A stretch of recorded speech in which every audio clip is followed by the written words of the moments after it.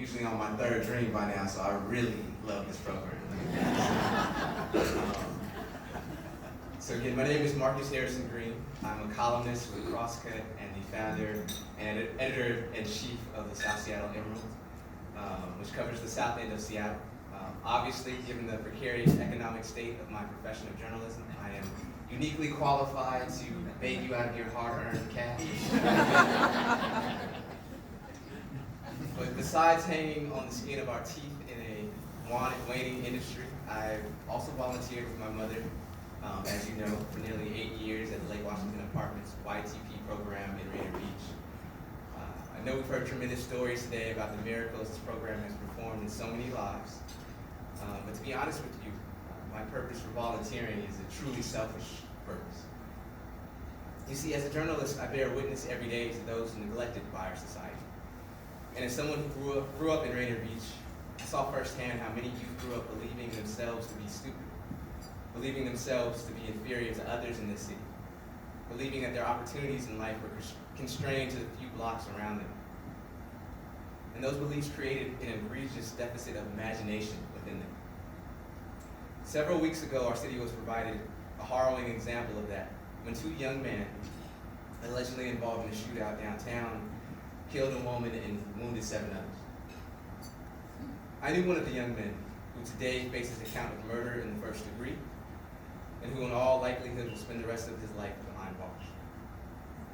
I knew him as someone who had too few people who told him he could be anything he wished to be. Too few people who dared to persist with him and his struggles with dyslexia. Too few people who told him that it didn't matter how much hardship and adversity and pain he went through. It didn't matter how many times he frustrated them. That he would always have this ironclad assurance that I will be there for you through it all, and I will give you the most valuable and non-renewable thing any human can give to another: my time. Unfortunately, his perception of this world was narrowed to one that is cruel and imperfect, and much too often privileges some over others. But I wish he saw the world I witness for an hour a week, because I get to spend time with children in an environment that nurtures creativity, imagination, and compassion. I get to see children who have given up on themselves, given up trying, given up hoping, transformed into engaged and involved young people who now have such a high degree of self-worth that they firmly believe there is nothing in life they cannot achieve. This belief is stoked by the adult they have next to them who helped the child accomplish what they thought was impossible. Whether that be passing a math exam or finally completing the Cat in the Hat. For 2 hours every week, I get to see our society's triumphs. I get to see hope exemplified in children who overcome language barriers, learning disabilities, and violent upbringings to arrive at success again and again and again. Because it is hard to hate when you are loved. It is hard to brutalize when you feel cared for. It is hard to self-doubt when you feel inspired. And as much as I admire and bask in our cohort of tutors, we need more to help ensure that every single child in this program has the same firm footing in life as any other child in the city, whether they are born in Magnolia or Rainier Beach.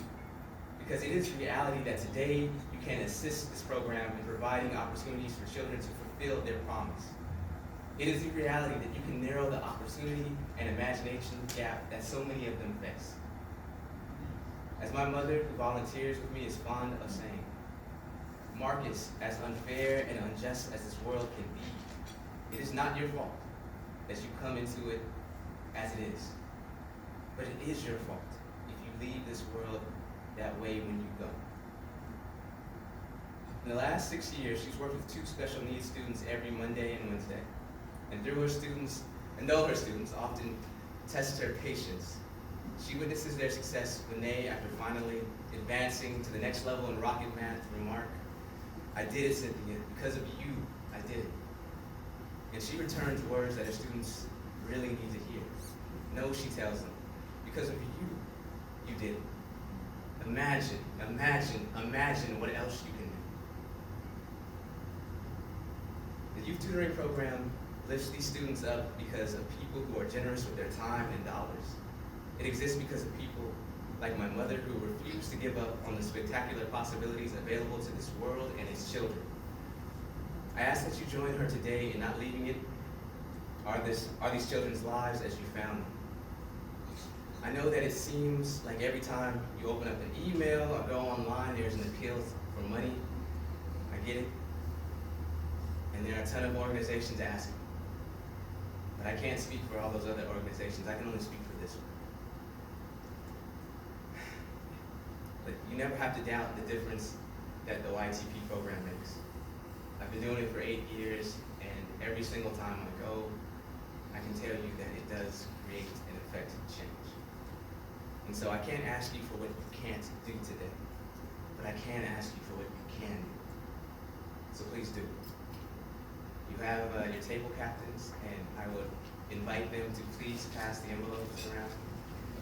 And please give what you can and all you can. Thank you so very much for your time.